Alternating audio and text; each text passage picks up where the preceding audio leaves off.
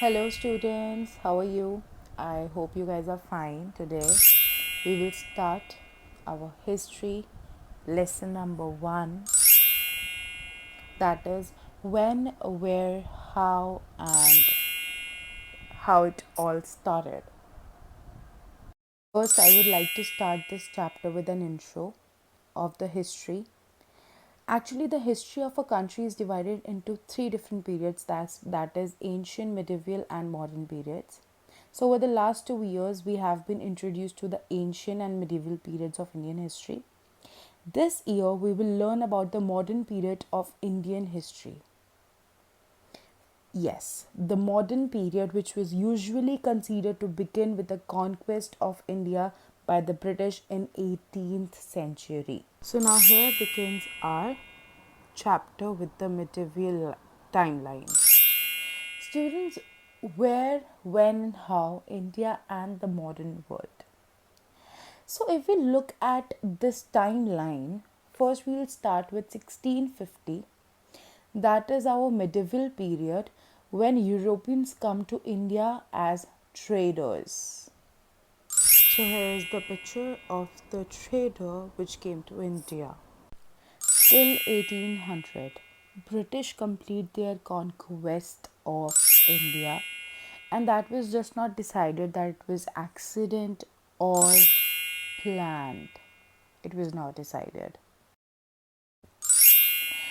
Then after 1650 there was 1700 when breakup of the Mughal Empire was done and rise of regional kingdoms were there with some conquest of India.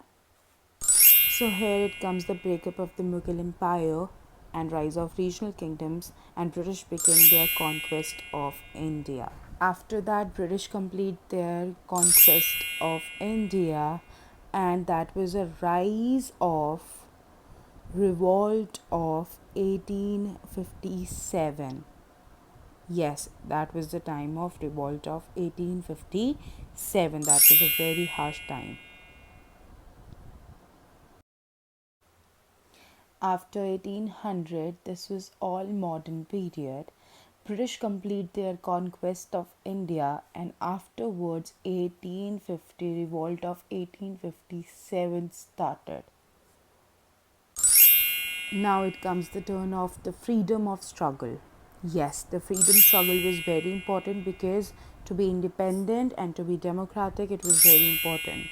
So, yes, after so much of struggle, we won it. In 1947, we got freedom and we got independent, and it was the legacy day of our lives. And though we got independent, and it was the best days, and it was led by some famous leaders, Mr. Jawaharlal Nehru and Mahatma Gandhi ji. Till India became independent in 1947, this demarcation of modern history differed from country to country. The modern age was a period of great and sweeping changes. These changes were the result of certain powerful forces that came into force. Now we'll discuss some of the features, some of the very important features of modern age. First, we will talk about industrialization, the large scale production of goods in factories using machines and power, and also a manpower was there. Yes. The second is urbanization, that was very important. The movement of people from villages to towns and cities in search of better quality of life. Third is our nationalism, that was also very important. Our patriotism and a growing identification with one's homeland is also very important part of it. Democracy is very important in a secular country, that is just to be done by government, and government has to be built by people. Success and progress can be done by science and technology, which was revolutionary and was successful in human life. Last up is humanism, a greater concern for human welfare.